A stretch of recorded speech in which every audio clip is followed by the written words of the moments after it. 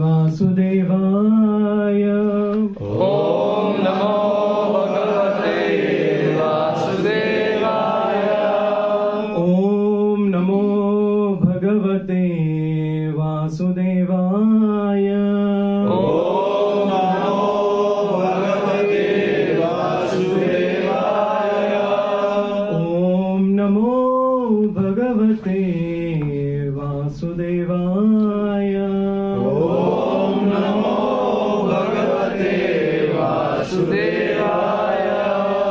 Om Ajnanatimrandasya. Om Ajnanatimrandasya. Jnananjanashalakaya. Jnananjanashalakaya. Chakshurun unmilitam yena. Chakshurunmilitam yena. Tasmai Shri Gurave Namaha. Tasmai Shri Gurave Namaha. Namo Vishnupadaya Krishna Prishtaya Bhutale. Namo Vishnupadaya Krishna Prishtaya Bhutale. Srimate Bhakti Vedanta Swami iti namine. Srimate Bhakti Vedanta Swami iti namine. Namaste Saraswati Deve Gauravani Pracharine. Namaste Saraswate Deve Gauravani Pracharine. Nirvishesha Shunyavadi Pashatya Deshatarine. Nirvishesha Shunyavadi Paschatya Deshatarine. Jai Shri Krishna Chaitanya. Jai Shri Krishna Chaitanya. Prabhu Nityananda. Prabhu Nityananda. Shri Advaita Gadadhara. Shri Advaita Gadadhara. Shivasadi Gaura Bhakta Vrinda. Shivasadi Gaura Bhakta Vrinda. Hare Krishna Hare Krishna. Hare Krishna Hare Krishna. Krishna Krishna Hare Hare. Krishna Krishna Hare Hare. Hare Rama Hare Rama. Hare Rama Hare Rama. Rama Rama Hare Hare.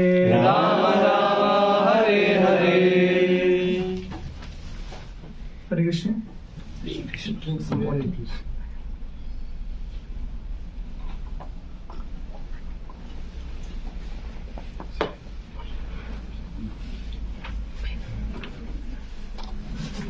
Hare Krishna. Yeah.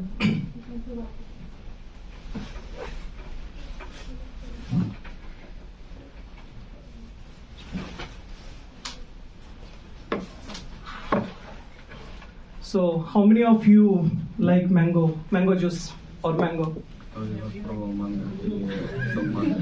And what about aloe vera juice? Anyone tested it? Oh, Karuna Shakti Prabhu likes it. So, listening to my kirtan is like, drinking aloe vera juice, because all other, kirtaniyas were like mango juice. But aloe vera is good for health. Not because I was singing, but since it has a holy name. Right. So, one day one reporter asked Prabhupada, why young people come to your temples? So Prabhupada said, when you go to university, so when you are young, right? When you are old, that time you don't go to university, right? So this is a ISKCON that provides purpose of life to the human being. So I welcome you all to this University of ISKCON Berlin. So I appreciate all of you. You could be, going to some trekking or having some party or having some chill out with friends or maybe sleeping. You might do once I'll start speaking. So, but you decided to be here. So let's give a round of applause for yourself for coming here.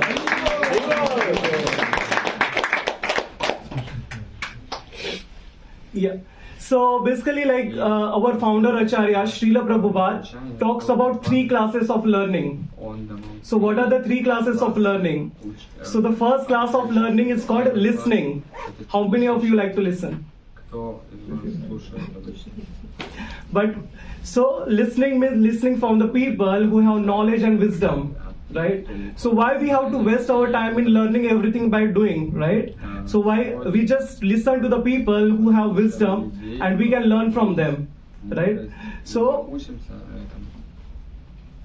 one day, like some people say that alcoholism is bad, like drinking alcohol causes liver failure, right? So one method of learning is that you listen and you never touch the bottle of beer or wine, right?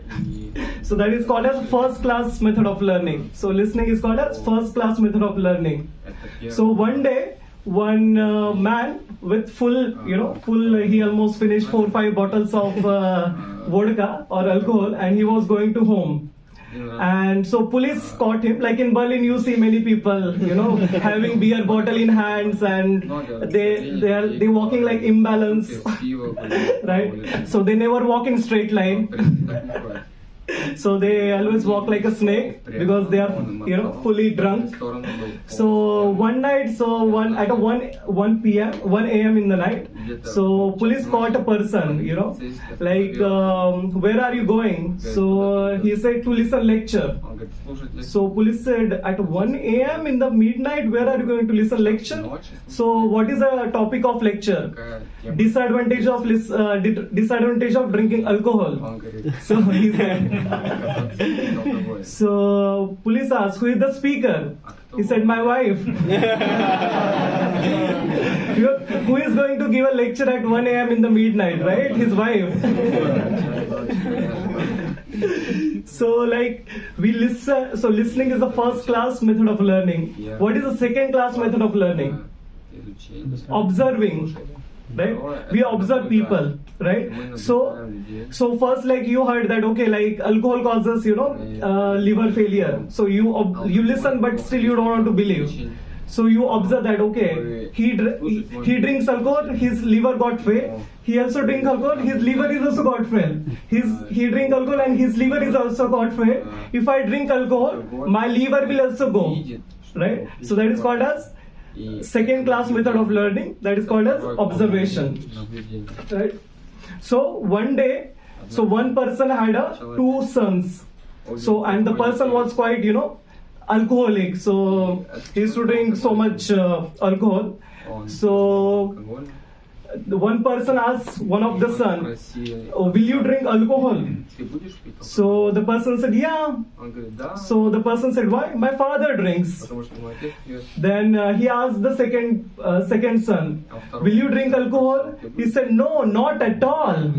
He said, why? Because my father drinks. Because he has observed his father drinking and, going through so much suffering because of alcohol. So that's why he decided not to touch the alcohol. So it is called as the second class method of learning, that is called as observation. What is the third class method of learning? Experience, right?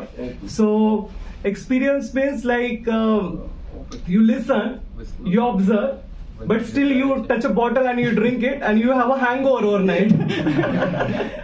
And that's how you learn it, right? So that is called as third class method of learning, experience, right? But what is the fourth class method of learning? The person who listens, who observes, who experiences, but he doesn't learn, is called as a husband. All the women who are married are nodding their heads. So basically the fourth class method of learning is that you listen, you observe, you experience, but still you don't want to learn, right? But so our learning comes from combination of all three. Like we listen as well as we observe and we experience. We are not so great or perfect that only by listening we'll learn, and we are not so degraded that we have to experience everything, right? So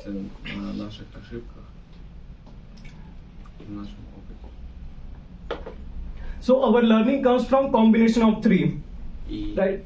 So but when we learn, we commit a lot of mistakes, right? So anybody is here who never committed mistake in his life? No one, right? So every day in our life we commit mistakes, right? And especially when we are progressing in our devotional life, sometimes intentionally and unintentionally we commit mistakes, right? And but we want to get purified in our devotional life, right? So, but we commit mistakes. So, does this mean that like Krishna is responsible for our mistakes? No, right? So now we have surrendered to Krishna, and we want to get purified. So we need to understand whether our mistakes Krishna's plan and purpose. So the mistake that we are committing is Krishna's plan. Someone is drinking alcohol. So is it Krishna's plan? Someone is doing suicide. Is it Krishna's plan? No, right? So today our topic is that are our mistakes Krishna's plan and purpose, right? So why I choose this topic? Because personally I make a lot of mistakes, and so this is coming from my own life, and I see that like whenever I commit mistakes, so Krishna tried to use my mistake in his plan to fulfill his purpose. Okay, so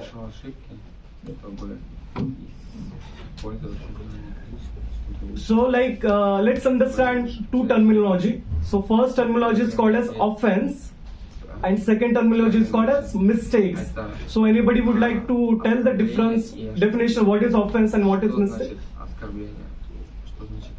Mistake is like sin, and offense is like paradh. Okay, offense is offense. Anybody? Yeah. Yes, maybe the mistake is something which you do unintentionally, yeah. and the offense is you intentionally like hurt someone. Disrespecting someone. You want to say? For Anybody example, at the back? for example, like if I'm driving a car and by mistake I hit someone, and so the judge will not say it's an offense; it will be still a mistake. Yeah. Or I'm drinking alcohol and then it's an offense. Yeah. Right. Yeah, you're right. So offense means like we are intentionally try to what is the word for that? Like intentionally troubling someone. So we are intentionally troubling someone is called as offense, and mistake generally we do sometimes intentionally, out of habit, and unintentionally. Right? So there is a difference. So let's learn something about mistakes. Okay? So first thing is that it's not a mistake to make a mistake, but it's a mistake to repeat a mistake. It's fine if you commit a mistake, but you repeat the same mistake, then it's a big mistake, right? So sometimes in India, like if you see, like if you touch your leg to someone, so you just take their blessings, right? So second time again you touch your leg to someone and again you take blessings. Now you are doing 3 and 4 times. Now the person will think, something is wrong with this guy. Right? So if you repeat the mistake, so that's really a mistake. The second one is that every mistake should have a shelf life. Right? So the mistake that you are doing in your childhood, you cannot do when you are grown up, right? For example, any one of you would start stand up and start dancing like kids here. So that we cannot say like, because it should have an expiry date, right? The third one is that a mistake repeated more than once becomes your decision. The mistake repeated more than once becomes your decision. What does it mean? So you first time you pick up a cigarette to smoke because of bad association, so that is called as a mistake. But now you are intentionally picking going and smoking, so that becomes your decision. That means you want to smoke, right? In our chanting as well, right? When we are chanting and some messages come, right? So you take your phone and you answer, right? But now the person is not messaging, still you are picking your phone and checking if he has message or not. So that means you are valuing your checking phone more than you are chanting, right? So we do such kind of mistake. So the mistake repeated many times becomes your decision. Okay. So most mistake occur when we delay saying no.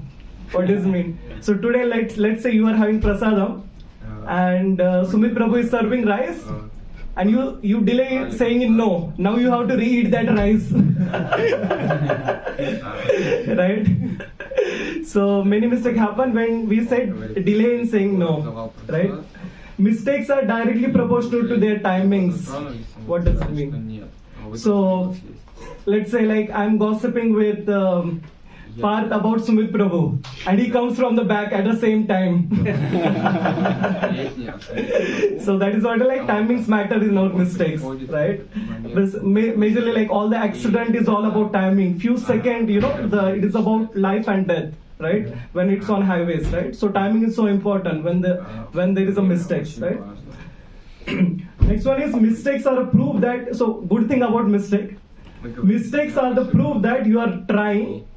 There is one person who never make a single mistake, who has never tried anything. I was very good cook in India because I was never cooking. But now when I came to Germany, so I started cooking, and then I learned cooking because of a lot of mistake I used to do at home, and also temple. So today you'll see like I did one mistake today in cooking. So seventh one is that past mistake should teach us, not define us. Sometimes we commit mistake and we go in such a depression, so that should not define us. Okay, it is a past mistake, but we should learn from it, right? The eighth one is that your last mistake, your best teacher, right? So our mistake says that we are not perfect. Right? So when we commit a mistake, that means we are not perfect, and we need to learn, right? And we should accept that. And the last one is that mistake should make us better, not bitter. Right? When we commit mistake, we become so bitter inside our heart. So, but inversely, we should become better, not bitter. Right? So these are like some philosophy about the mistakes, but question still remains the same. Are our mistake Krishna's plan and purpose? So anybody wants to share what is difference between plan and purpose? What is plan? What is purpose? You might have this question, when I said, plan and purpose, these two things. Plan is the way how the purpose is to come about. Plan is basically journey, and purpose is the destination. Ultimate goal. Yeah, goal. How many of you gone to university? Everyone, right? So, what's the purpose of university? Education. Okay. What else? To work, like in general, to get a job. To make people, suited for the job. Okay. What else? Backbenchers. Are you there? Anyone from the back? If you are speaking, I cannot hear. You have to speak loudly. No one? Meet new people. Huh? Meet new people. Yeah, that's a side effect.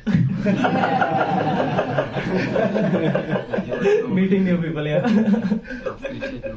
Okay, so the purpose of university is to provide knowledge, wisdom, and to make people, suited for their jobs, right? But when someone gets failed, so is it the purpose of university to fail us? No, right?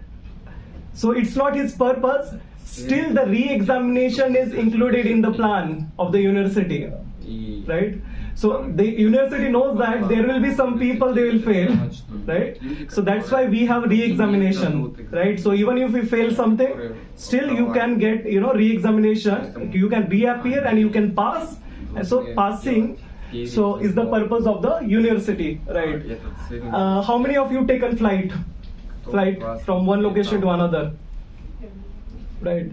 So, what's the purpose of flight? Taking flight To reach the destination. To reach to destination, right? But why the flight crash is included in flight plan? There is a crash. Everything is like emergency. Everything is included in flight plans. Flight plan. Why? Because in case there is an emergency, so we can be saved, right? But it's not his purpose, right? Crashing is not the flight purpose, right? To move from one location to another location is the purpose of the flight, right? So in a similar way, our mistakes are not Krishna's plan, but Krishna is so merciful that he accommodates our mistake in his plan to fulfill his purpose. Right? So any question understood or too high philosophy? Can you repeat? Yeah. So our mistakes are not Krishna's plan, but Krishna accommodate our mistake in his plan to fulfill his purpose. Correct? So today I'll share some wisdom from the Srimad Bhagvatam and life of some of the great devotees. So are you guys ready to hear? So anybody is perfect here? No. Jagannath is perfect, come on.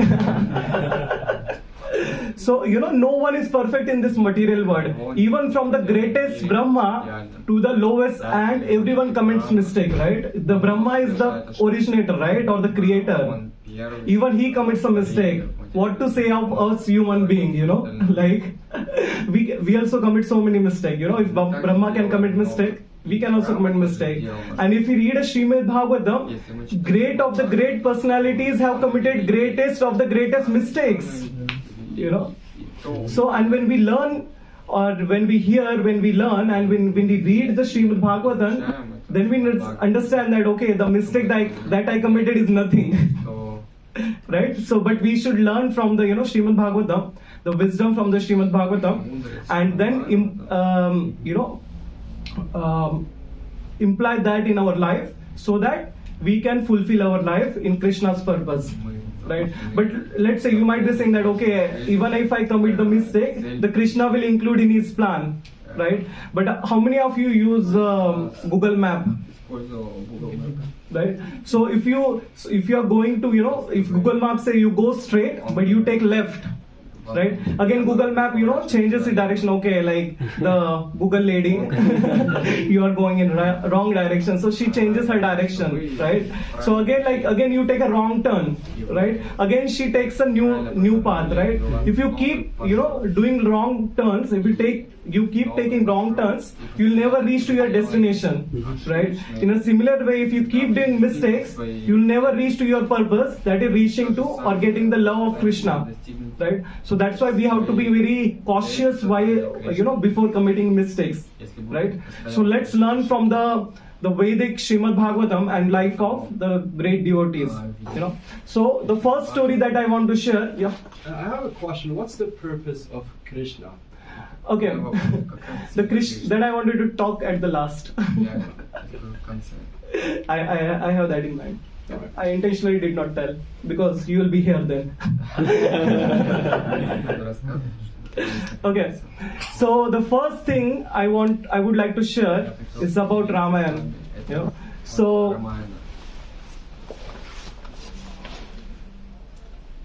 Ramayana. So Lord Ram and Mother Sita. So they went to exile in the forest. Okay, for 14 years. Okay, and after 13 years, so when they were in a forest, so Mother Sita saw a golden deer with the silver patches on it, with a rainbow tail, and it has a rosy face, and it has a diamond like eyes. So when Mother Sita saw that, she got so much attracted to this deer, and she said like, Lord Ram, I want that deer.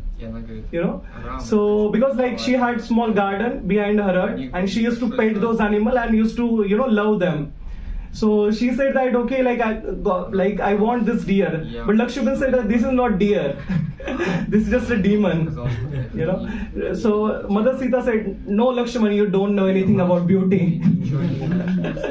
So she said like, Lord Ram, please, I want this deer. So Lord Ram has always fulfilled, desire of Mother Sita. So he said like, okay, I'll get it. Even, the God cannot even say no to his wife. Right? So Lord Ram said, okay, Lakshman, you take care of Sita. I'll get the deer. Okay. So the Lord Ram started chasing the deer. Okay. And since it was not a deer, but it was a demon. Right? So it used to get disappear, and again it used to appear. Okay. So Lord Ram chased him a lot, and finally then Lord Ram decided, okay, let me shoot an arrow now. Okay. Now he shooted an arrow, and that arrow pierced the heart of this deer, and that deer transformed into Marich, and he shouted, "Lakshman, Sita, ah!" So he shouted with the pain, and he shouted with a loudspeaker, so that Sita can hear. When Mother Sita, heard this, so she said, like, she got panicked, what happened to Lord Ram. So she said, "Lakshman, something has happened." So Lakshman said, no, he's not Lord Ram. He's just demon, These demons are very expert in, mimicry. They are PhD in that. So, but Sita was in a deep love with Lord Ram. She said, no, Lakshman, something is wrong with Lord Ram. So you should go. Still Lakshman said, no, it's a demon.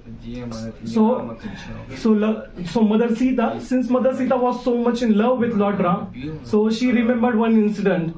So in a jungle or a forest, one time Mother Sita was introducing, Ram and Lakshman. So first she introduced Lakshman. She said, he is my brother-in-law Lakshman. And while introducing Lord Ram, she was blushing a lot. Like she was in so much love with Lord Ram. She was blushing a lot while introducing Lord Ram. So she remembered that scene. So she said, "No, Lakshman, you must go to save Lord Ram. He must be in the trouble because he was loving Lord Ram so much, right?"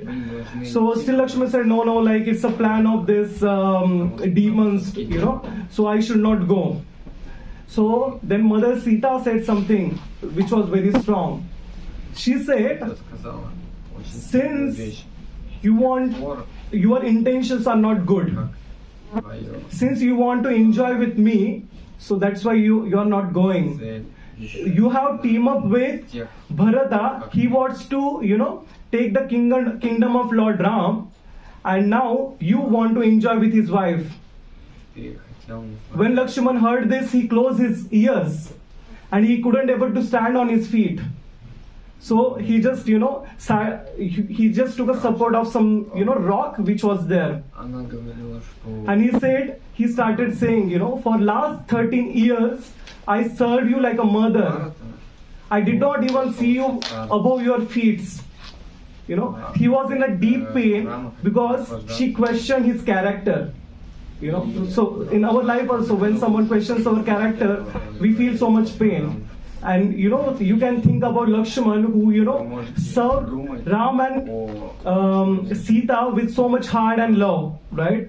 And still Mother Sita was questioning his character. So Lakshman said, "Mother Sita, it's a plan of a demons. When I'll come here, we may not see you." So Sita said, "Go from here." So she shouted.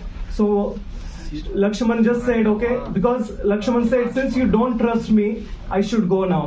And he left. And you all know what happened after that. The demon Ravana came and he kidnapped Mother Sita, right? So here, like one thing I would like to highlight.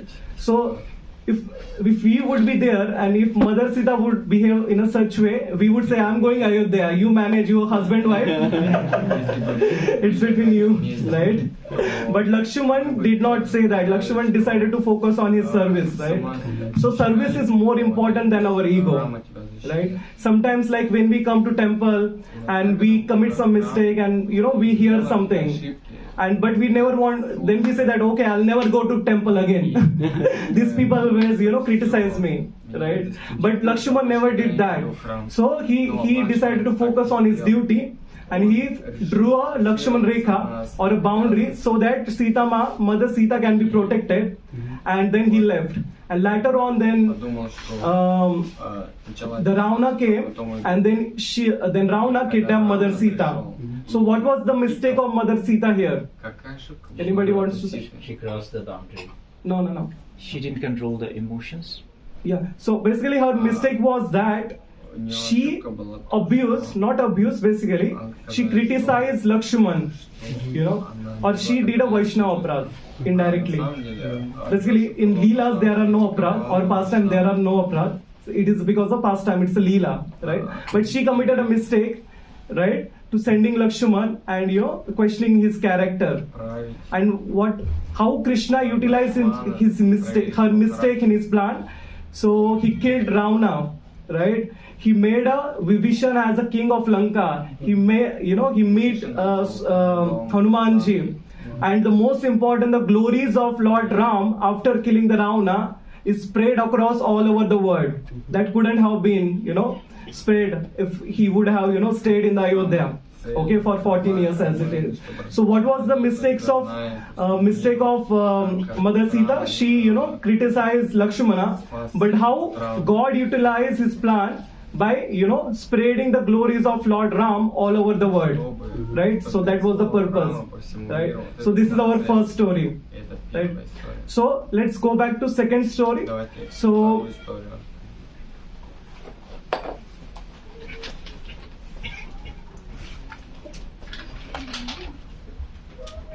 you all are with me? Yeah. So there was one king, Indradumna Maharaj. So he, retired from his family life, and he went to forest for do some austerities and worship. Okay. So one day he was doing his austerities and quite in a meditation while serving the Supreme Lord. Okay. And that time Agastya Muni came with his disciple. Since the Indradumna Maharaj was so much absorbed in the service to the Lord, he did not see that Agastya Muni has arrived there. Okay? And he did not offer his obeisances. Right? So whenever some great Vaishnava comes, we should offer our obeisances, right? So, but he could not offer because he was so much, absorbed in, the deep meditation of the Supreme Lord. Right? And then Agastya Muni, when he saw this, he said that since you are not so gentle and you are dull like an elephant, I curse you to become an elephant in the next life. What we will do if we were in his place? If someone curse him, you become elephant, you will say, okay, you become tiger. Right? But Indradumna Maharaj did not retaliate. He accepted as it is. He said it's a God's plan, so let me accept. He just offered his obeisances to Agastya Muni and he accepted the plan of the God. And guess what? In the next life, the Indradumna Maharaj became elephant, Gajendra, who was the king of elephant in the heaven.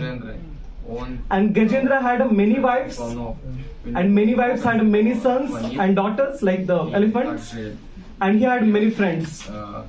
So, like we also go to picnics. So one day Gajendra thought, okay, let me go for some picnic. So he went to one mountain for picnic, and so it was very beautiful mountain. In Bhagvatam it is described quite beautifully how it is. It has so many plants, flowers, everything, right? And he saw a pond there, a lake. So he went inside in a pond with his friend and started enjoying. He was with his trunk, started sparkling the water on them and started playing with them. And all of a sudden, one big crocodile came and catched his feet. So seeing that, all his friends, wives started crying and they couldn't able to help. And Gajendra, since he was a king of elephant, he tried to, get out of the pond. But since he was in the water, he was not so powerful because he is the animal of, earth, right? And the crocodile is the animal of water. So in a similar way, when we are in this material world, the Maya or the material nature is like a crocodile, right? Because since we are not supposed to be in the material world, that's why we are suffering, right? In a similar way, when Gajendra was in the pond and when the crocodile catched his feet or leg, he was crying in the pain and no one of his friend could able to help him. Right? All the friends, even they wanted to help, but they were so scared of, the crocodile, they did not help him. And the crocodile and the elephant fought for 1,000 years. Can you imagine? 1,000 years, and the end, the Gajendra become emotionally, mentally tired, and he just, from his bottom of the heart, Krishna inspired him, and he remembered about his past life, and he chanted the mantra, Om Namo Bhagavate Vasudevaya. Om Namo Bhagavate Vasudevaya. And he prayed to the Supreme Lord, the Lord who is in my heart. So he asked for this help to the Lord who is in our heart. And immediately the Lord Narayan, he did not even prepare his Vyasasan or the seat. He just came with, Garuda, with that speed, right? So, and he, with his Sudarshan Chakra, he first delivered the crocodile, and then he saved the Gajendra, and he took him to the Godhead, back to his abode, right? So what was the mistake of the Indradumna Maharaj? So he did not offer the obeisances to the Agastya Muni, but how Krishna utilized in his plan to take him back to Godhead, So what we need to learn from this, that so if you do the devotional service, it never go waste. Indradumna Maharaj did his devotional service in past life, but by the mercy of Krishna, he remembered when he was in a deep pain or a misery, right? So Krishna mentioned in his Gita, right, that like the forgetfulness, knowledge and remembrance comes from me, right? So you might be thinking, why the forgetfulness? Knowledge is good, remembrance is good, why the forgetfulness?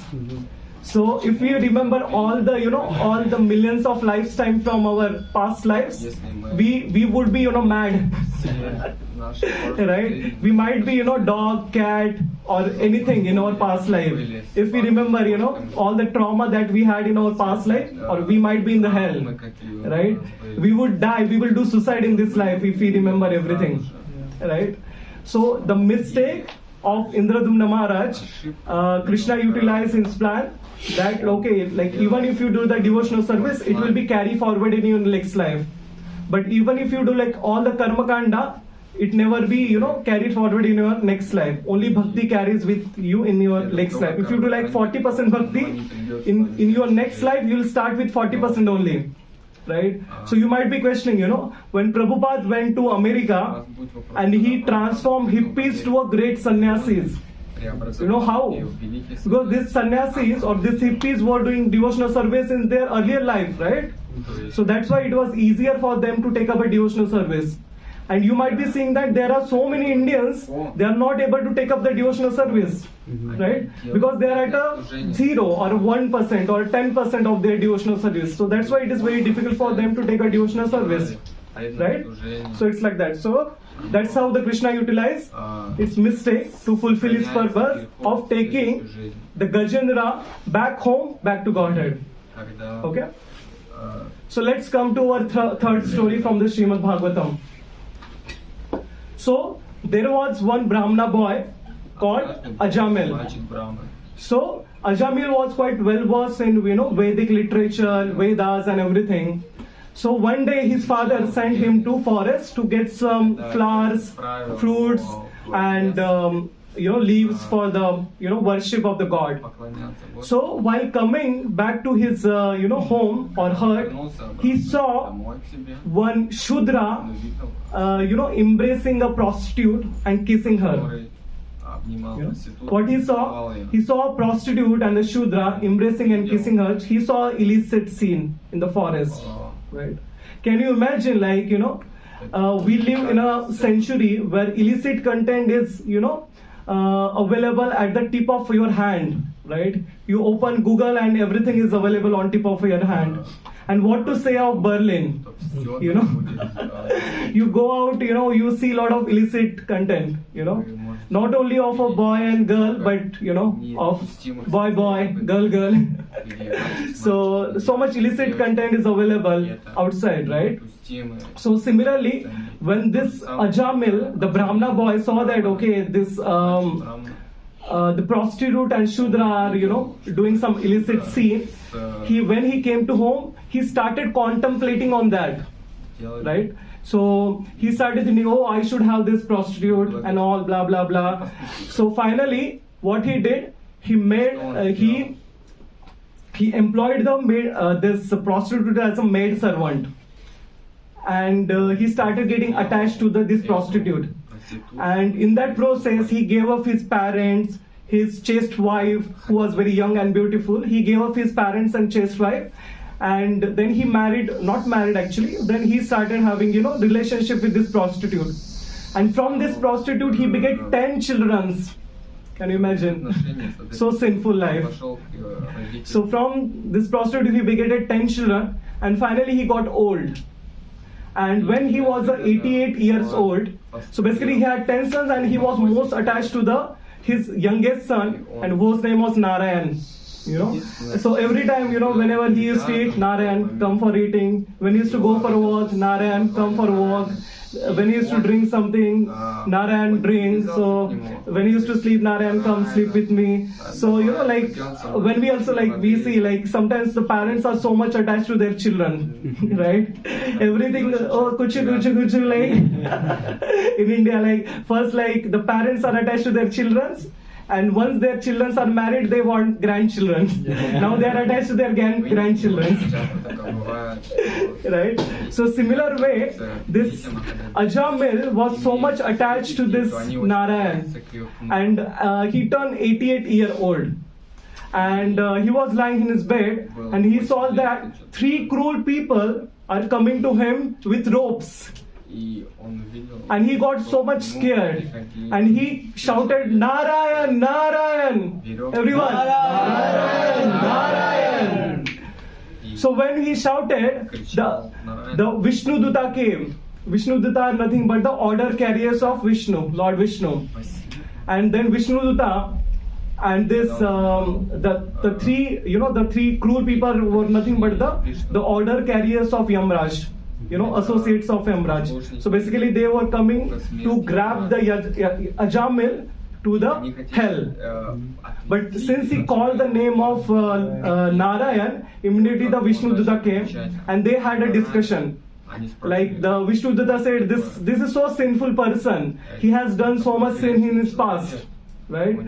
But the Vishnu Duta said, no, he had chanted the name of Narayan, all sins are vanished. Right?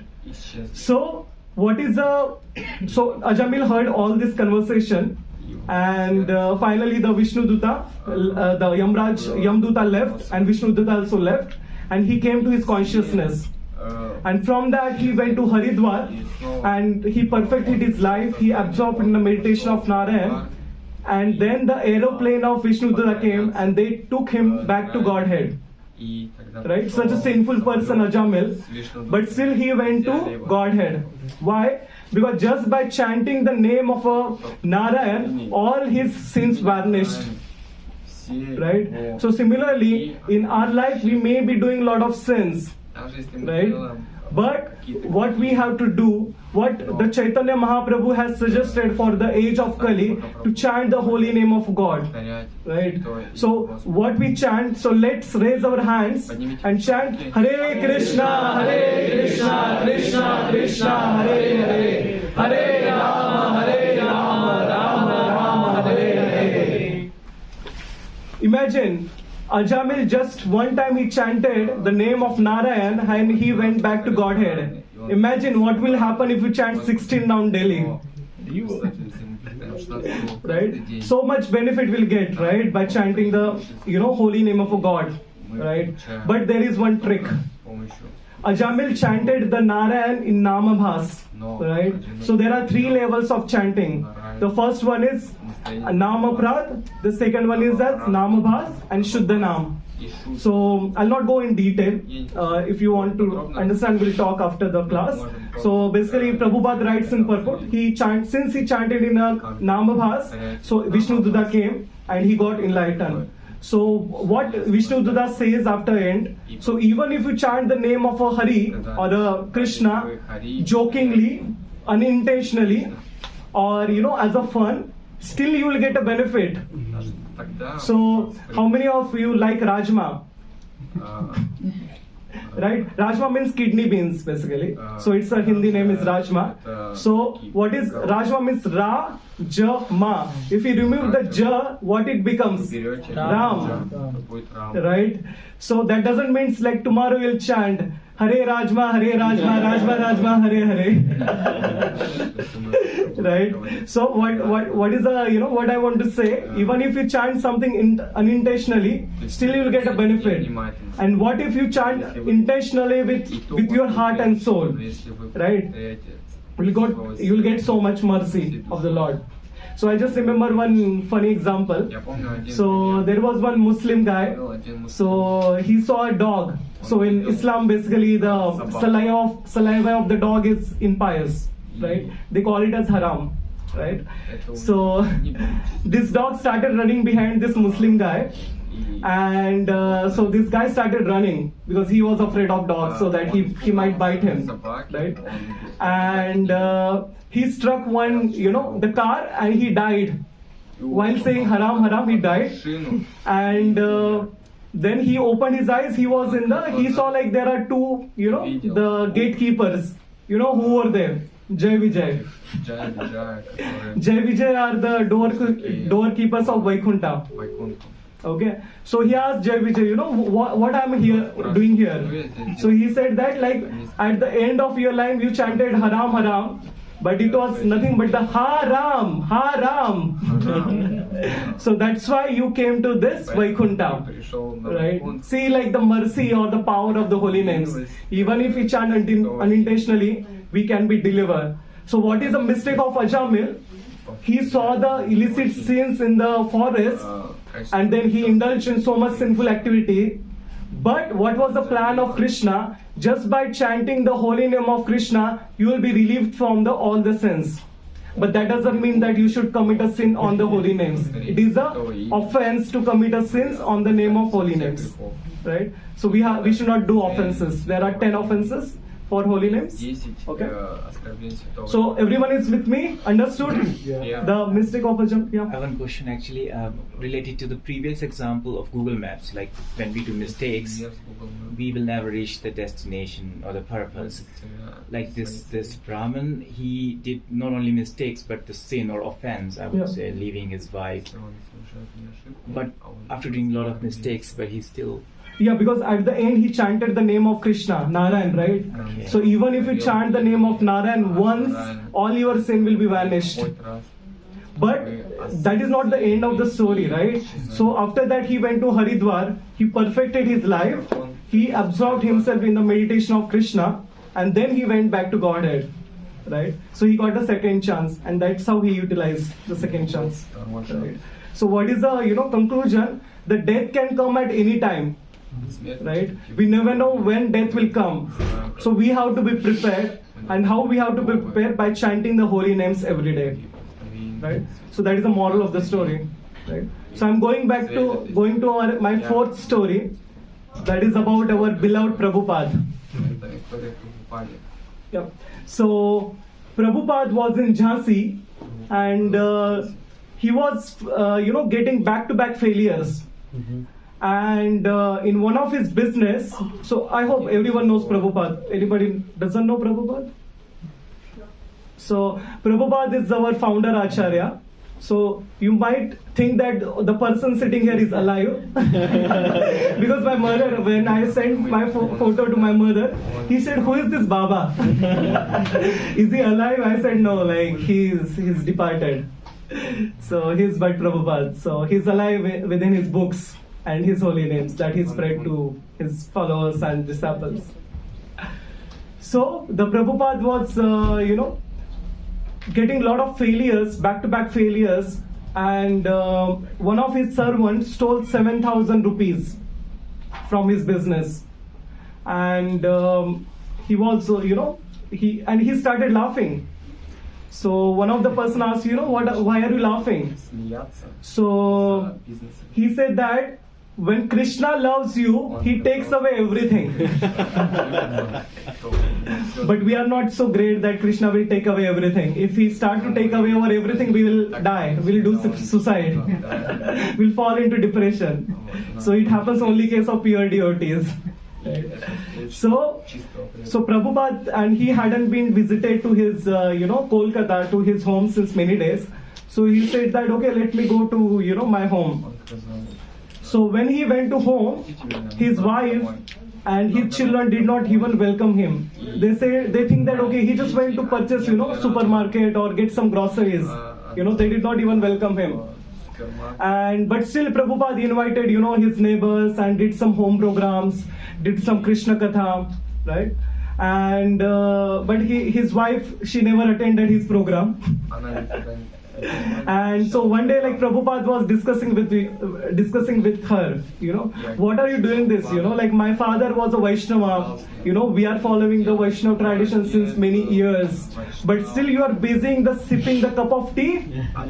Why are you following this British tradition? Because Britishers brought tea to India.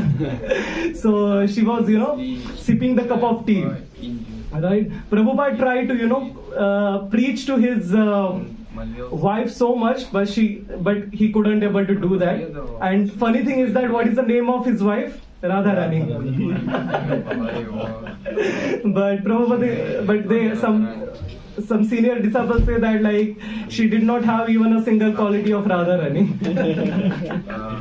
So, but Prabhupada tried to preach her a lot, but he couldn't able to do that. And one day finally Prabhupada asked, tea or me? So she jokingly said that tea. So Prabhupada was very serious. Prabhupada said, okay, fine. And Prabhupada went away. And after that, like, after a few days again, so the Radharani, the wife of Prabhupada, so she had a tea, but there were no biscuits, like cookies. It's good to have some cookies with the tea, So, and she did not have money to, buy some cookies. She saw that, okay, there is some book, okay, and she went to the market, and there was a bartering system was still allowed that time. So she went to the market, she bartered book for some cookies or biscuits. And when Prabhupada came home, he started searching for his Srimad Bhagvatam. And he came to know that, okay, his wife Radharani has bartered the Srimad Bhagvatam, who is Krishna himself, the Paramham Samhita, Grantharaj. She bartered the Bhagavatam for some cookies. And when Prabhupada asked, why you did this? She said that she thought it's just a book, For her it was just a book, but for Prabhupada it was like, heart and soul. The bartering Bhagavatam is like selling deities, because the Bhagavatam is non-different from Krishna. Right? So when Prabhupada got so much distress, like, he was so disappointed that he left home. And so his wife and children thought that, okay, like, he will, every time he leaves home and he comes back. But this time Prabhupada left the home once for all, and he finally took the Vanprastha ashram at the age of 58. And what glories have, then later on Prabhupada went to America, started this Hare Krishna movement, ISKCON, and after that he preached to all over world and became the Jagat Guru, right? The Guru of whole world. So when the Prabhupada was telling this story to Tamal Krishna Goswami Maharaj, so he said, because of wife of your tea, every one of us, quit the tea. Like in ISKCON, we don't drink any tea or coffee, right? So he said, because of your wife, so every one of us, quit tea. We are so, thankful to your wife. Because of your wife, we got you. Right? So sometimes Prabhupada used to say, so if you get a good wife, so you make a rapid progress in your devotional life. But if you get a wife who doesn't support you at all, you become a pure devotee. Or vice versa, not supporting husband. So what was the mistake of the wife of Prabhupada? She bartered the Srimad Bhagavatam for some cookies. But what was the plan of Krishna? To spread the message of Chaitanya Mahaprabhu to whole world. Because of that, we are sitting in Berlin and hearing Krishna Katha, just because of the Prabhupada. Right? So that's how Krishna transformed the mistake and accommodated in his plan to fulfill his purpose, that is giving the holy name to everyone. Right? I'm coming back to my second last story. So in USA, taking drug is very normal. Right, and I think in Berlin also, because I live at Warsaw Strasse, and first time, so like I moved to there in August, and there is a Gorlitzer Park, and so I thought, okay, and it was like August, so sunny till, it was sunny, pleasant, ambient. And I started walking in the park, and there were some people, they asking, come in. Like, I said, okay. I thought like they need some help, So I went to him, and he secretly said in my, cocaine? I said, what? Cocaine? Like, no. Like, I said, I don't drink even tea, coffee. So again I walked further. Again the second person asked me the same, cocaine. The third person asked me the cocaine. I said something, do I look like druggist? Then I left the park. I said better I should not come to this park. So similar way, like in USA, the drug culture was very popular in 70s and 80s. And West Coast, so this is a true story that I'm telling. So there was one druggist. So because there was drugs, the cops were behind this druggist. The people used to consume drug. So there was one druggist. He used to, he was hiding from the policemen, and he was running on the roads, and he saw Hare Krishna party, Sankirtan party. So he said that, yeah, this is the best place to hide. So he take a shelter of devotees, and then police saw that, okay, like where this person go? So they couldn't able to find. And he was parallelly seeing, okay, like the police are going. So finally the police left, and he wanted to left the association of the devotee or the Sankirtan party. But you know how devotees are. When you associate with them, they will not allow you to leave you, right? So he tried to leave you. He was in the center, so the devotees, hey, chant Hare Krishna. So he tried to escape from the other side. The other devotee, hey, chant Hare Krishna. So the devotees didn't allow him to leave. And finally they came to temple, and he said, okay, finally I can leave now. But he about to leave, from the window he saw that the policeman is outside the temple. So he said that, okay. So he came to temple president, and he said that I want to join the temple as a full-time brahmachari. The temple president got so happy. So he said, wow, there is so much power in our preaching. The person who is coming for the first time wants to join as a full-time brahmachari. He called the Sankirtan preacher, and he said that you should sing every day. There is so much power in your, Sankirtan, Harinam. The person also started thinking, wow, I am doing so much Sankirtan that people are, ready to become a brahmachari on a first day. So finally this person joined the temple, but he wasn't knowing that what is coming, So in the morning at 3:30, devotees woke me up. He said, oh, get ready for, Mangalarti. Gets ready for, cold shower. So he started stand in the queue, and he took cold shower. Since he wasn't knowing how to wear a dhoti. So somehow he, grabbed the dhoti, and he came for Mangalarti.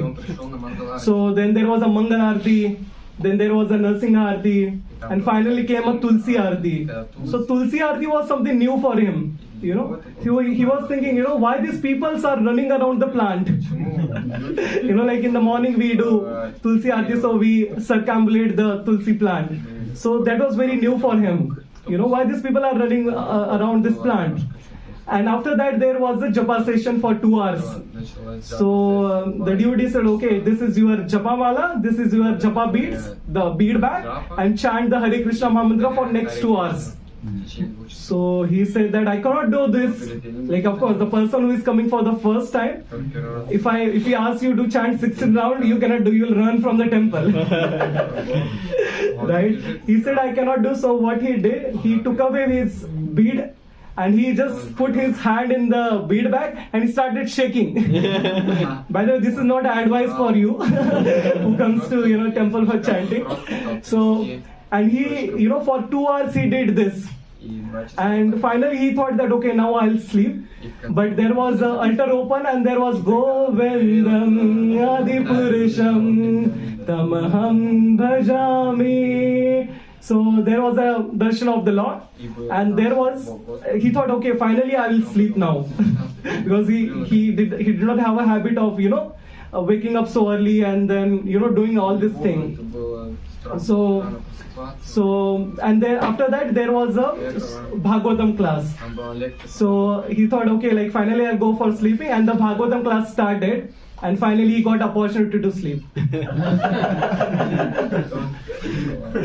So generally they said like devotees sleep for 6 hours on bed and 1 hour in Bhagavatam class.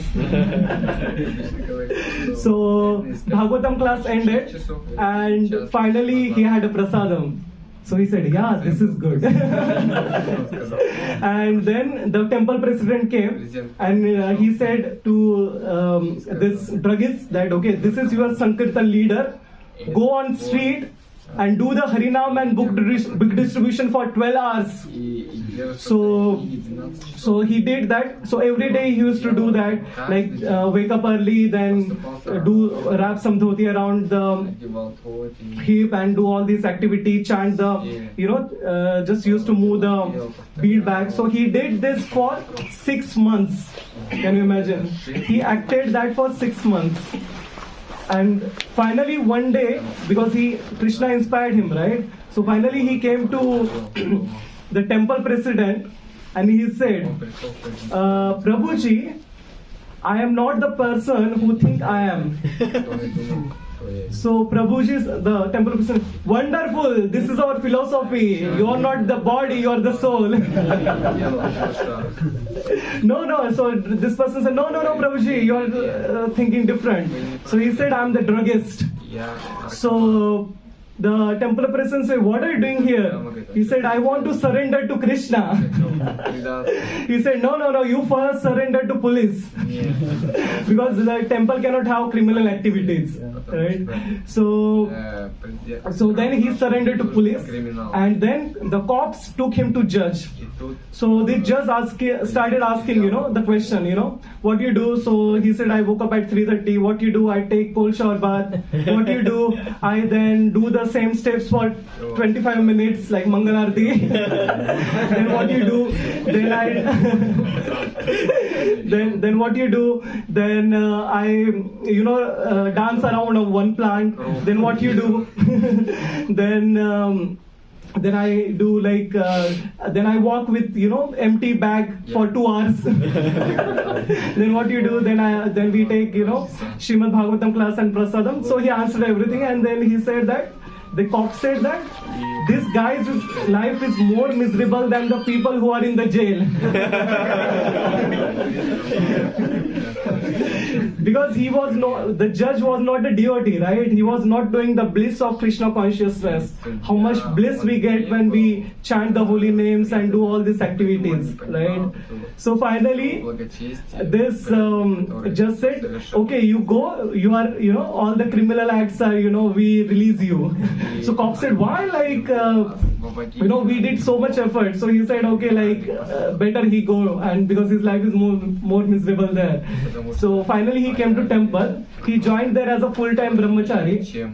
And so one day he was so this happened in the West Coast. So he shared this story in his own class. Can you imagine? So he shared his story in his own class, like how he became from druggist to a devotee, right? So what was the mistake of his? So just to protect from the cops, he took association of devotee, and how Krishna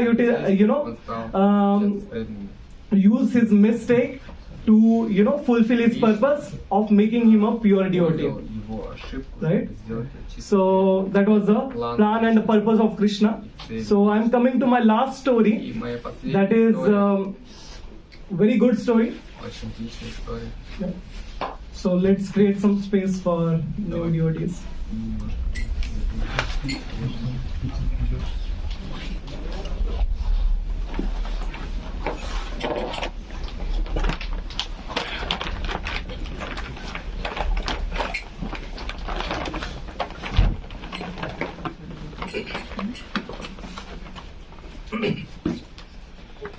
Yeah. So after Prabhupada went to America, and Hare Krishna movement became quite popular in 70s and 80s. So there was one boyfriend and girlfriend couple. So this girl, named his dog Krishna. So she gave a name to her dog as Krishna. And one day what happened? This dog get lost on street, and so her boyfriend started searching for dog. And how he was searching? Krishna, Krishna, everyone, Krishna, Krishna. So he was searching with a such desperation for this dog, and the Sankirtan party was going.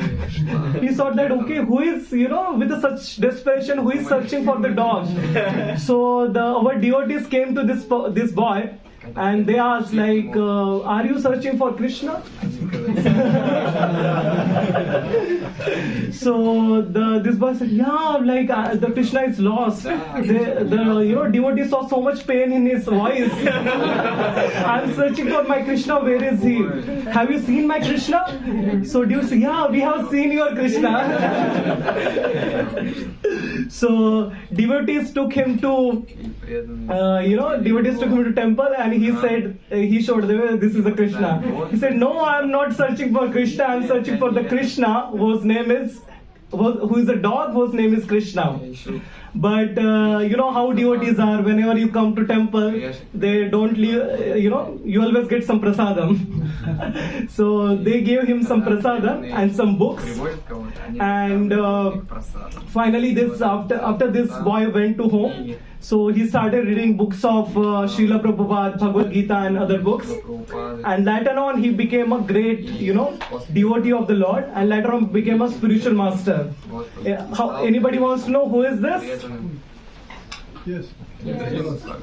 So, the person who was searching for the dog, whose name was Krishna, he was His Holiness Kadambakanand Swami Maharaj. His Holiness Kadambakanand Swami Maharaj ki. So how, the mistake of his girlfriend of naming Krishna, how Krishna utilized that mistake, turning Maharaj into a pure and greatest devotee. Maharaj made, thousands of disciples, and he inspired so many people to, take up to Krishna consciousness. Unfortunately, Maharaj departed from this world to the planet of Krishna 2 months back. So that was sad that he left us. But of course, he is with us in his teaching and through his kirtans. So, how Krishna utilized the mistake of Maharaj to become a pure devotee. So till now we have discussed the 3 stories from the Srimad Bhagvatam and 3 stories from the life of some pure devotees. So let's come to some conclusion now. So you might be thinking that, okay, the mistakes that I am committing, so it might be in the plan of Krishna, right? But what about the mistakes that are committed by other people? Sometimes some other person commits a mistake and we have to suffer, right? For example, you are going in a car with a driver falls asleep and accident happens. But nothing happens to driver, and people who are sitting backside, they are injured. And then driver comes to hospital to see you with some fruits. Right? So because of the mistake of the driver, you have to suffer, right? So there are so many stories in the, like we discussed the story of Prabhupada, like how how the mistake of his wife, how Krishna utilized that in his plan, right? Then the third story, the mistake of the girlfriend of the Maharaj, the ex-girlfriend of course. Then also like in Mahabharata, like Yudhishthir Maharaj gambled Draupadi, right, without asking her. So that was a big mistake, right? But still Krishna utilized that mistake in his plan to, to make this world free of demoniac people, right? The basically Kauravas, right? And to establish dharma. So even if others' mistakes are so what I want to say and conclude is that the other mistakes are also included in Krishna's plan. This is also included in Krishna's plan. So, but how to respond to our mistake, right?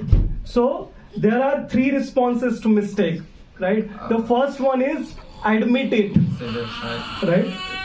The second one, admit it. The second one is learn from it. The third one is that never repeat it, right? So sometimes when we commit a mistake, we never admit, right?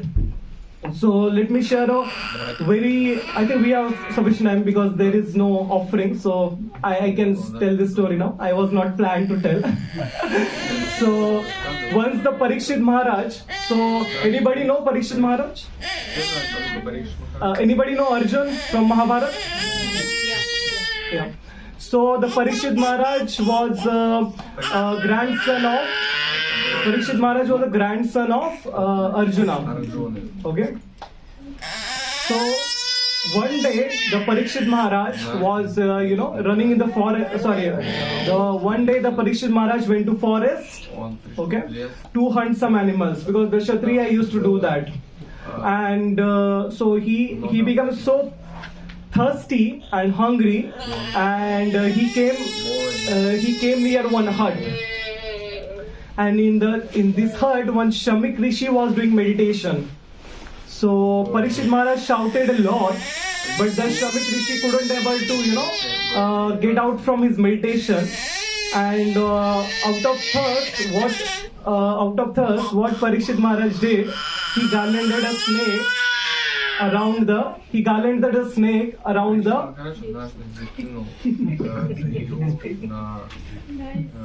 Thank you. So he garlanded a snake around the neck of a Shamik Rishi, and then around the neck of a Shamik Rishi, and basically he left. Right. So what I want to say that we have three major activities, that is lust, greed, and anger. But the anger is the most dangerous out of these 3. Why? Because you might be angry with one person, but you take out your anger on the second person, right? So you might be angry with your boss, but you come home and you bombard or blast on your wife, children, and everyone, right? So the anger is so dangerous, right? Because in a lust, the object of the lust is there. In a greed, the object of greed is there. But the anger is the most dangerous, right? So Parikshit Maharaj, since he was angry because he was thirsty and hungry, so that's why basically he garlanded the snake around the neck of a Shamik Rishi. Okay, but the Shamik Rishi had a son whose name is Shringi. So what Shringi did when he came to know that the Parikshit Maharaj had committed this mistake, he cursed Parikshit Maharaj that it's 7 days and 7 nights one snake bird will come and he will bite you to death. Can you imagine? Like for such a small mistake, he gave us so big punishment to Parikshit Maharaj. Right? Sometimes in our life also, we our loved ones commit very small mistakes, right? But we end up in breaking the relationship, or bettering the relationship, right? We forget that, okay, what this person has done for me, right? So much effort he has done for me, like so much love and care he has shown to me, right? But still, just because of one mistake, everything vanishes, right? So, yeah. So everything vanishes. So, but like we have to see that, like, you know, whenever something commit mistakes, so we have to, you know, forgive the people, right? Yeah. So this Brahmana boy Shringi, you know, so he cursed Parikshit Maharaj even without thinking, you know, what Parikshit Maharaj has done to this world, you know. He kept Kali outside of the world. Because the Parikshit Maharaj was there, he established the Varnashrama Dharma. He kept the Varnashrama Dharma intact, right? And when Parikshit Maharaj came to know about this, that okay, he would be dying in 7 days and 7 nights, he did not retaliate. Even though he was so powerful, still he said that, okay, like I accept this. Maybe it's a Krishna's plan. He accepted the decision, you know. And he approached the Sukdev Goswami. Who is Sukdev Goswami? Sukdev Goswami is the son of Vyasadeva. After hearing the Srimad Bhagvatam, he had symptoms of love and joy. He was rolling on the ground, in the mud, in the sand. He was crying in the tears. He had tears in his eyes for the love of God. His hairs were standing on his body because he was in a deep love with the Krishna, because he heard the Srimad Bhagvatam from the Vyasadeva. And in that state, in that bad love for the Krishna, he gave us Srimad Bhagavatam to Parikshit Maharaj in that 7 days and 7 nights. And that's how we got this Srimad Bhagavatam, who is the Paramhans Samhita, the Grantharaj Srimad Bhagavatam, who is the ripened, the most sweetest nectarian fruit of the Vedic tree.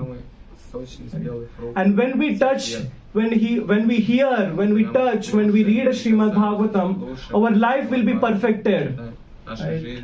So, and especially the Srimad Bhagavatam written by Srila Prabhupada, because it has so much nectar.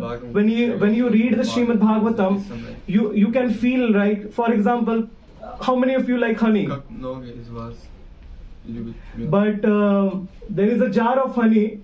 Can you lick the honey from the outside? Right? No. So to test the honey, you have to open the lid and you have to jump inside honey. Then you can test the honey. Right? Similarly, Srimad Bhagavatam is like a honey. It's so sweetest, like a ripened mango fruit without seed. So if you have to test the Srimad Bhagavatam, you have to open the Srimad Bhagavatam and deep in the Srimad Bhagavatam, absorb yourself in the Srimad Bhagavatam. Right? Then only we can see Krishna, because the Srimad Bhagavatam is non-different from Krishna. There is no difference between Krishna and the Srimad Bhagavatam. Why?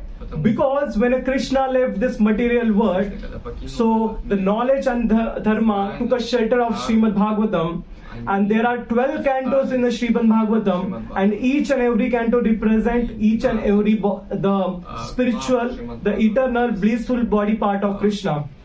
So you want to know which book represent which part? Yeah. So there are 12 cantos in the Srimad Bhagavatam. So the first and the second canto represent the 2 lotus feet of Krishna. The third and the fourth canto represent the thighs of a Krishna. The fifth canto represent the abdomen of a Krishna.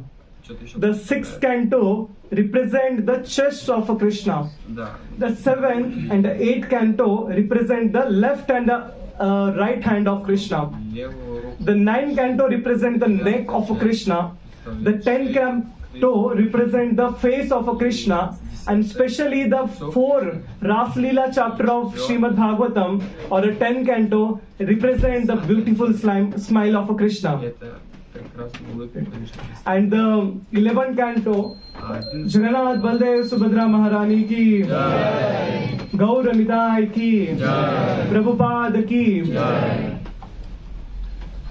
So the 10 canto represent the face of a Krishna, and the beautiful smile of the Krishna represented by the 4 Raslila chapter of the Srimad Bhagvatam, the 10th canto. And the forehead of the Krishna is represented by the 11th canto, and the crown, which Mother Yashoda used to do with lot of Vrindavan flowers and the fruit, is represented by the 12 cantos. So that's why the Srimad Bhagavatam is non-different from the Krishna himself. Right? The Krishna is not different from his holy names, then the pastimes, then the qualities, and the constant and the form. Basically, if you see Krishna here, that means it is not like just the deities or idols. Sometimes people say that, okay, you Hindu people or Sanatan Dharmi people do the idol worship, right? But it's not like that. We do the pran pratishtha. We invoke with a mantra the Lord himself in the deity.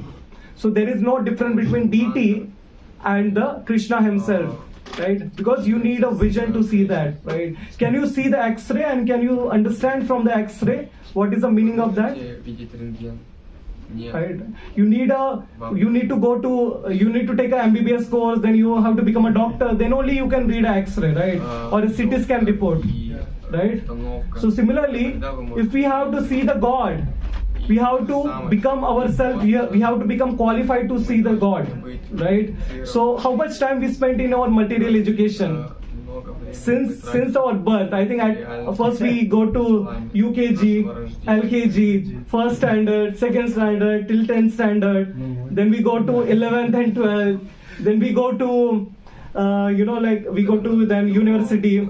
If there are some intelligent people are there who do masters, the further more intelligent people do PhDs.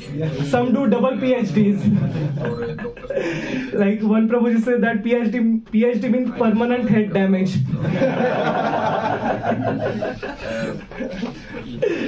Prabhupada used to say that this rascal scientists used to prove that there is no God. So Prabhupada used to say that this rascal scientists, they used to say rascal not to all scientists, he used to say specifically to the Mayavadis and the rascal scientists.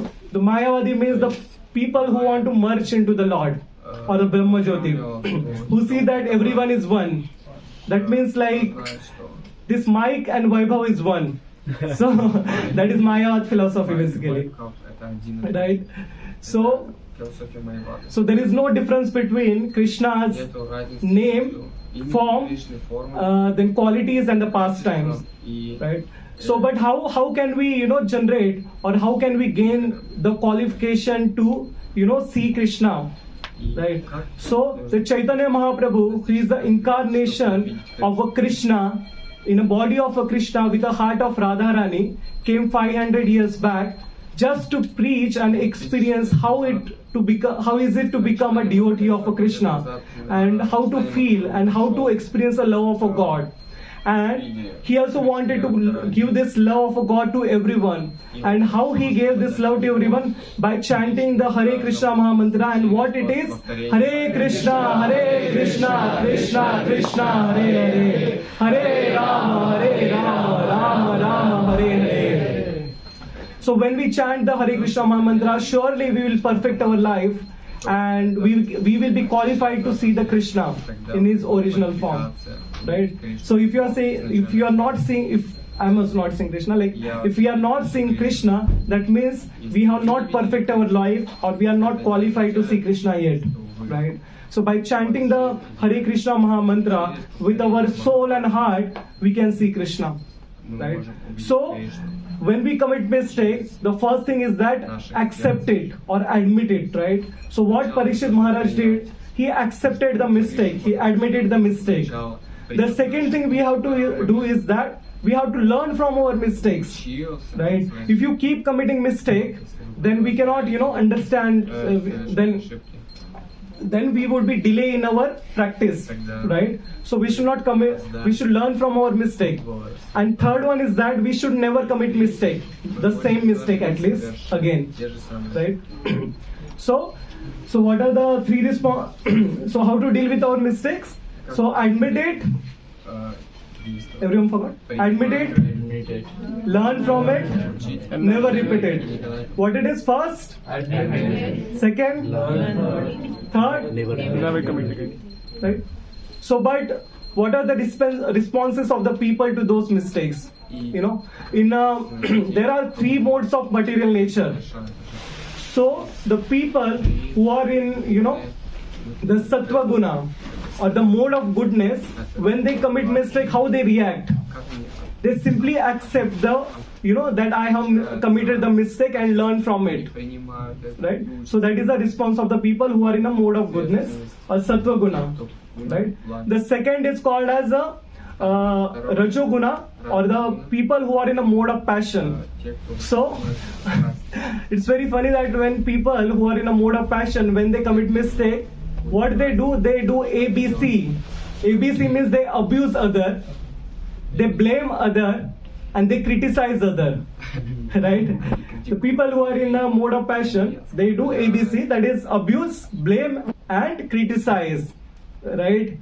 So, like, let's say, like in the morning you are chanting, right? And some devotee brings his phone, and you got disturbed. So you say that, okay, I got disturbed because of his phone. So it's a mistake of the person who brought the phone. It is a mistake of the company who manufactured the phone. Right?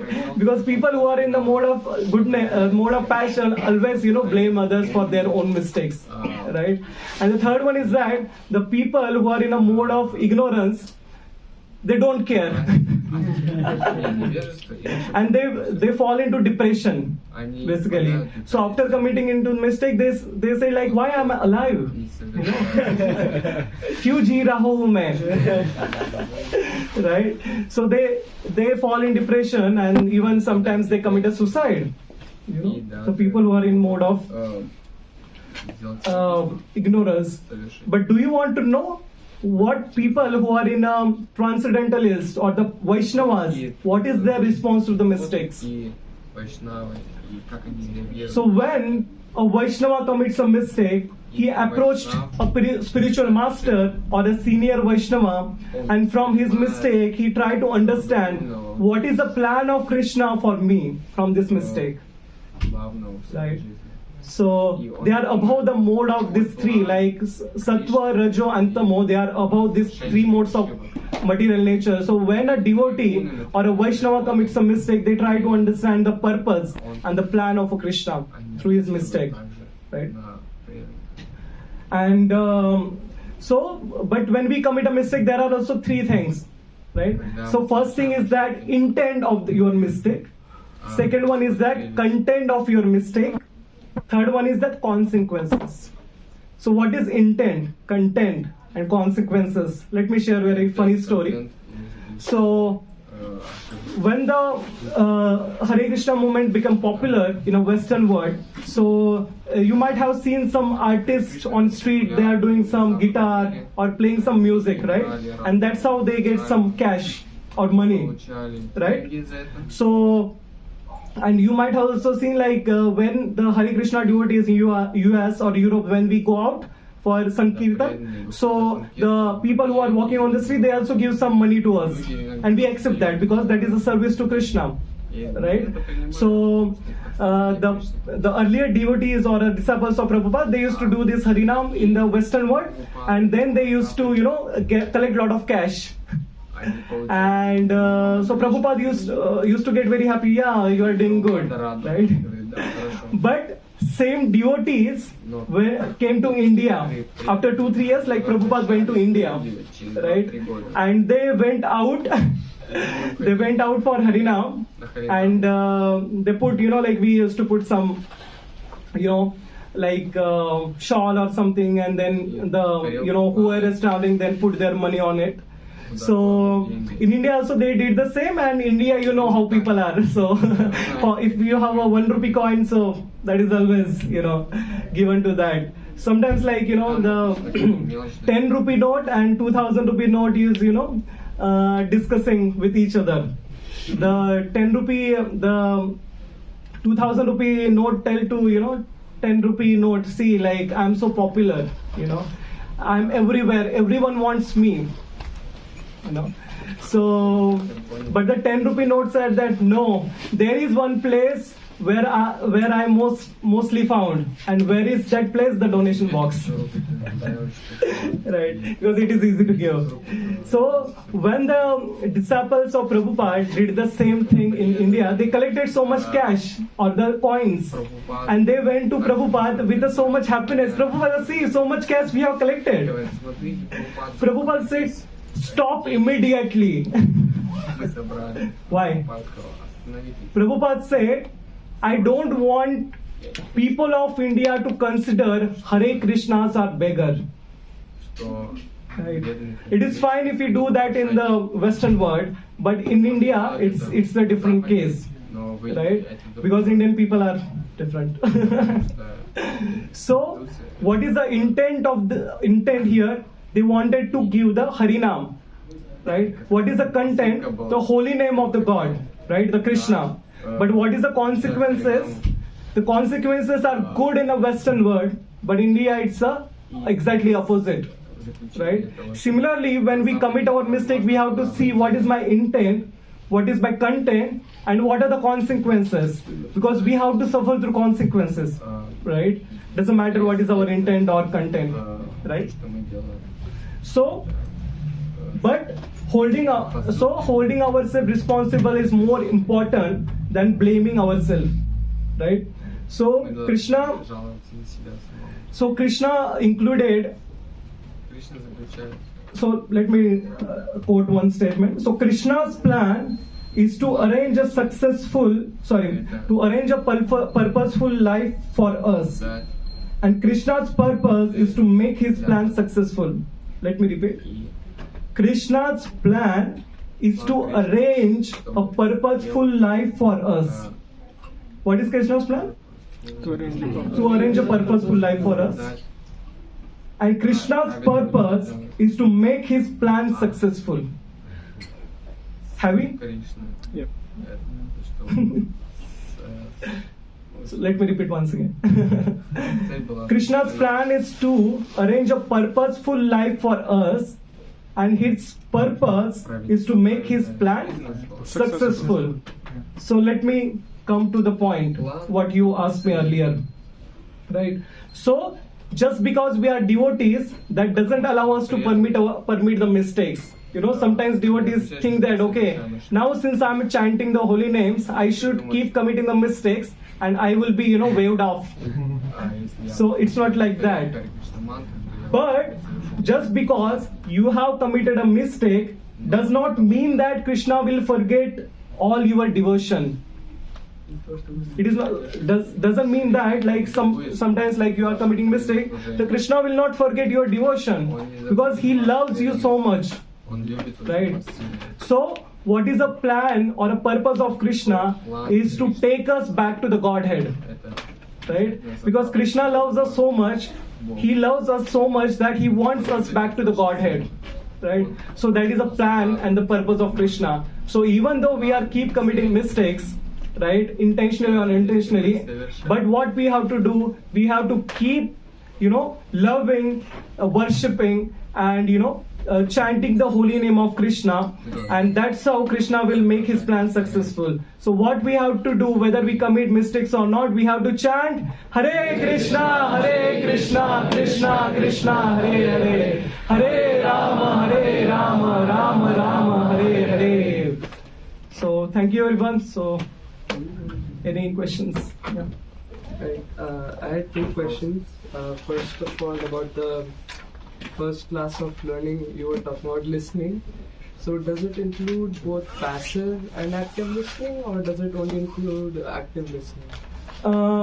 So listening means basically, from listening you should learn something, right?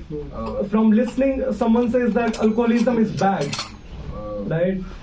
But after listening alcohol, still you are, picking the bottle and drinking alcohol. That means you did not listen properly, or you did not understand what you listen. So it's like that. And the second question was about addiction. Like people, like when you first, like generally speaking, I don't do it. Like people who start smoking, they see it as a mistake, but after sometimes it is like they like doing it and they do it again and again, and then it becomes addiction. Even knowing that it is bad, people suggest them that you don't stop, like you stop it and like just end it, but people keep doing it. So like, how can someone overcome addiction if it started from a mistake? Okay. Yeah. So everybody heard the question? Maybe at the back. So the question is, sometimes people become addictive to some smoking or drinking, right? And even they want to quit at the end, they become so much habitual, and even the bad people tell them to quit, still they are not able to quit, right? So that is your question. So the first thing is that whoever is drinking or smoking never picks up first cigarette or first glass of alcohol by himself. There is someone always gives the first glass to you. You guys agree? Right? So it's like that. So, and and what people think that the more you will drink or smoke, the more stress you will relieve, right? The more anxiety you will relieve, right? And that becomes an addiction. So they see that as a medium to de-addict themselves, okay? And but since the body becomes so habitual, it is so difficult for them to quit. Right, and even they want to quit, it requires so much determination. So I have one story. How much time we have, Sumitra? I think the offering is nearly done. You can continue maybe. So I told this story in one of my class, so I'll repeat it again. So it is quite funny story. Sumit Prabhu knows it. So how many of you know Vyasdev? So Vyasdev, right? So compiled all the Vedas. I think Paul Prabhu knows the story. So Vyasdev compiled all the Vedas, and so there was one Maitreya Muni. Yeah, the Saint Maitreya Rishi was there. Okay. So one day, Vedvyas and Maitreya Muni was discussing. So even if you know what is good and bad, so the Vedvyas was saying, even if you know what is good and bad, if your mind is engaged in the bad thing, still you will commit a mistake. Okay, so what he said, even if you know what is good, even if you know what is the complete principle of life, but your mind is engaged in bad or sinful activities, you eventually will commit the mistake, right? But this Maitreya Rishi said that no, it's not like that. If you know what is good and bad, you will not commit mistake. So they basically had some debate or discussion, but there was no conclusion. So, and it was the rainy season started, so Vedvyas went to pilgrimage, and this Maitreya Rishi was at was at his hut, okay, and so Vedvyas told to him that, okay, since you are alone, you have to take care of yourself, right? So he said that, and he left to pilgrimage. And at the end, so basically one day it was raining like a cats and dogs, and Maitreya Rishi was was coming from forest to his hut, and he saw one beautiful woman. And this woman, so basically he approached, in jungle in the evening, what this woman was doing. So he asked her, the lady, what are you doing here? So he said that, so she said that, like, I came here to get some wood from the forest, but now because of the rain, the river is flooded that I cannot go home. So the Rishi said that, okay, you come to my home, I'll give you some shelter. So the girl, this woman came with the Rishi, okay, and then the Rishi gave her the dried cloths, then some prasadam, and he said to the woman that even if I ask you to open the door, don't open it, close from the inside. You know what he said? Even if I come and tell you to open the door, don't open it. And he went to the another hut and he started reading his, Vedas. So while reading Vedas, he was, thinking, this woman had a very silky hair. Her voice was like, kokila, cuckoo. Her feet were like a lotus. Her eyes were like a fish. So he was, continually thinking about that. And he said, no, it's bad. Like, so he started focusing, but still, no, let's go. So what happened? So finally he closed his books and went to the hut. And he knocked the door. And he said, excuse me, can you open the door? So woman said, no, why you want to come? You only asked me not to, open the door, even if you ask. The Rishi said, no, it's my house. You have to open the door. The woman said, no, I'll not open the door at any cost. The Rishi becomes so, excited. He climbed the hut. And through the hut, he jumped inside the hut. The woman said, the Rishi is getting so athletic. So he used to go to gym. So he opened the door. So the woman opened the door and she started running. The Rishi also, the Maitreya Rishi also started running behind her. And finally he catched her and embraced her. And about to hug her, the woman transformed into Vaibhav. And Vaibhav said, Maitreya Rishi, what are you going to do now? And the Maitreya Rishi said, Vaibhav, it's you. So and then Vaibhav said that, so even though you know what is good and what is bad, since your mind is engaged in the bad, you will end up committing bad. In our life also, if our mind is so much absorbed in the sinful activities or bad activities, we end up in committing bad. Like even though we know all the morality, right? Why people commit murders? And sometimes the people who commits murder are the professionals, right? Like sometimes Bollywood actors, like Hollywood actors, they commit murders, right? Aren't they qualified? Aren't they know what is good and bad? But since they are contemplating so much things in their mind, like Ajamil, right? So he contemplated so much in his mind that he committed the sin, right? But at the same time, when the Haridas Thakur, the Namacharya Haridas Thakur, when he was doing his, he was chanting his name, the prostitute came to him. What he said to prostitute? Hold on for some time, I am doing my chanting, right? And he kept chanting his rounds, and the prostitute, she slept there. She said, okay, and apparently she was listening to the holy names, right? The next day also the prostitute came.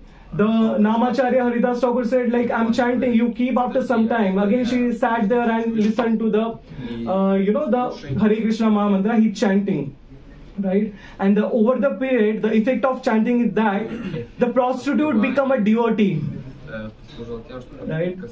So when the devotee or the pure Vaishnava, when they are fully absorbed in absorbed in the glories of the Lord, in the holy name of the Lord, even the bad they are surrounded by the bad, it doesn't affect them, right? So sometimes, answering your question, so since the people are so much absorbed in committing these bad activities, they are not able to quit those activities. Is it satisfying? But small addition, in today's world, to be completely absorbed in the Lord, as a student, for me is very difficult because I have to focus on studies and you have to do so. If you read a Bhagavad Gita, Krishna never asks you to abandon your duties, right? If you are a Shudra, you do your duties, but at the same time do the worship. If you are a Brahmana, do your duty and chant the holy names. If you are Kshatriya, do like that. If you are a Vaishya, do like that. So you don't have to abandon your duty. And what also Krishna says in the 18th chapter, like you don't try to, if you are a Brahmana, don't try to be a Shudra. If you are Shudra, don't try to be a Brahmana. Right? You do your duty. You don't have to follow anyone. But whatever duties you will do, you always have to chant my name. No, like not abandon the duty, No. but like that is the duty above the addiction. Like wait for 2 hours, then I will attend to you. Types. Yeah, like of course, like the how our mind works. First is the thinking. Thinking is out of our control, right? You are walking on the road and you see some bad scene, right? And also, like because of our many millions of life, the thoughts are coming to our mind, right? The second one is feeling. When the thought comes, we start to feel it, right? Because mind doesn't know the difference between the reality and the imagination, right? In the sleep, you might be, in a sleep you had a dream and you are falling from the great height, but you wake up and you see that okay, you are just sleeping, right? Because the mind doesn't know the difference between the reality and the imagination. So second one is called feeling, and third one is called willing. So mind try to contemplate and start making plans for the willing, right? So thinking is fine. Thinking is fine because we cannot control that, but we have in our control feeling and willing, so that we can control, and that's how we can avoid sins and bad activity. And Prabhu, I thought maybe it is relevant, and there comes the satsang, like with whom you are associated with. Right. So then you have to take responsibility or the control over your own self, that whom you are going to meet, whom you are going to Right. meet with. Right. There comes the satsang. Right. So it is said that you are an average of the 5 people with whom you hang out, right? So if you hang out with the 5 person who goes to gym, so after 1 year you will have a 6 abs, 8 abs, biceps, triceps, right? If you go to the person who likes to go to libraries, so you also start going to the libraries and you will become a knowledgeable. And if you go to you hang out with a smoker or one who drinks alcohol, eventually you will become an alcoholist or smoker. One question about the Vaibhav. So what he did is clearly mentioned in chapter 2 by Krishna, that our senses are so strong. Like he repeated again and again to Arjuna that even if you control it so strong, it takes away your mind, your intelligence, everything. You get then lustful, and then the anger, like the same happened to the Vaibhav. So how to, like, what should I would have done? Should I just close my eyes and go other way if I see a woman? Okay, very good question. So his question is that our sense is always looking for sense objects. Our mind is always engaged in sinful activities, and our intelligence also, they are engaged in bad. So how can I train my senses, mind, and intelligence? Right? So this is your question, right? Yeah, and how Vaibhav could have avoided to get into that trap? Yeah. So basically, the first thing is that like our senses are always looking for the sense objects, right? And how can we purify our senses? By engaging our senses in a service of Krishna, right? So I'll not take much time because we are running out of time. So how can we purify our mouth? By chanting the holy names and by eating the Krishna prasad, right? How can we purify our ears? By hearing the kirtan or Krishna katha. But how can we purify our smell or nose? By smelling the lotus flower offered to the Krishna, right? How can we purify our eyes? By seeing the beautiful form of Krishna. And how can we purify our touch? By touching the lotus feet of Krishna, right? So that's how senses can be purified. The second is mind. How can we purify the mind? By chanting the holy name of Krishna, right? So when we chant the Krishna's name, so how many of you done cleaning at home? Everyone, I think. In Germany, there is no maid. So when we do the cleaning, so before cleaning, you see the house is quite clean, right? But as you start cleaning, the dust is risen, right? The dust starts to rise, and you can see that it has become worse now, right? But in order to clean, you have to take a broom and start cleaning, Right? In a similar way, when you chant the holy name of Krishna, lot of bad thoughts will come into your mind, because the holy names are cleaning your mind. Right? So it's totally fine if the bad thoughts come to your mind when you are chanting. But eventually, you have to keep chanting, and it will purify your mind. Right?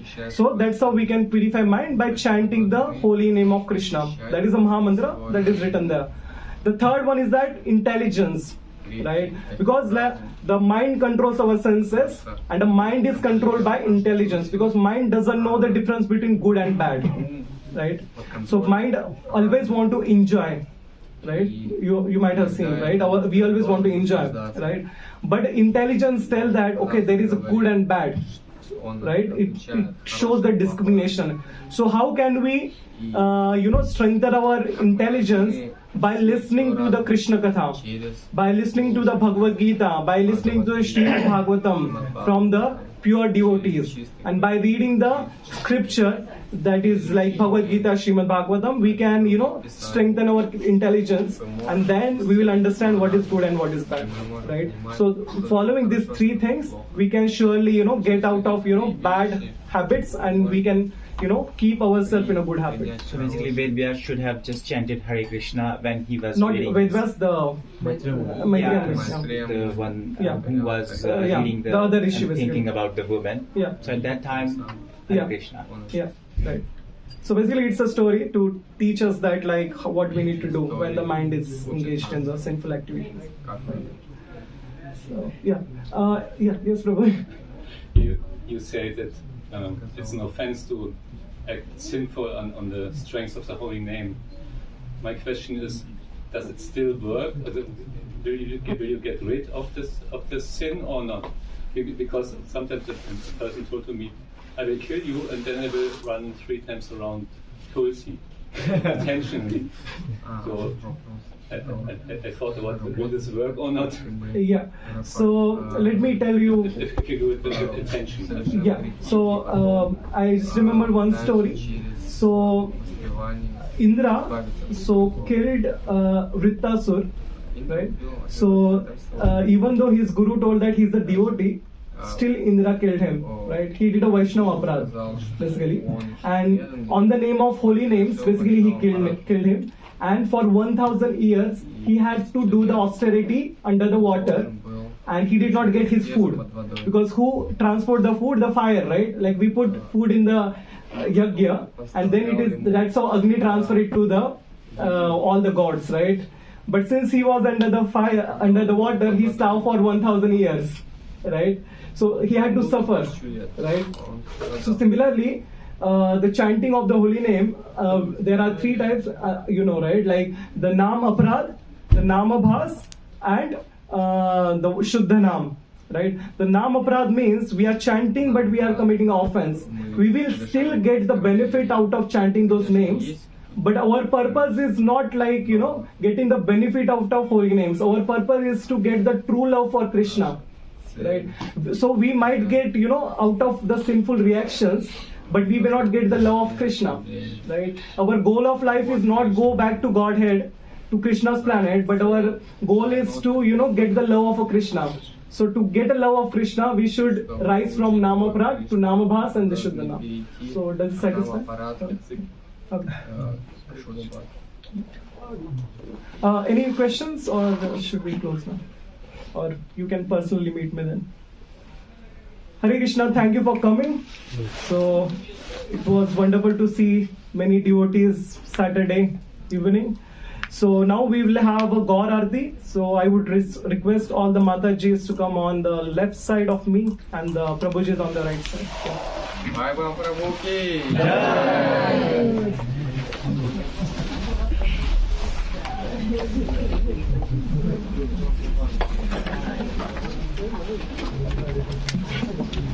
बंद करो